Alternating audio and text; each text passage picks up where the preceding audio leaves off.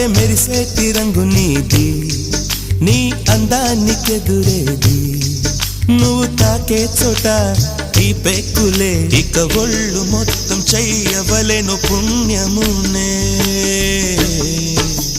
నెల్లూరి నెరజానా నే కుంకుమల్లె మారిపోనా, నువ్వు స్నానమాడ పసుపులాగా నన్ను కొంచెం పూసుకోవే,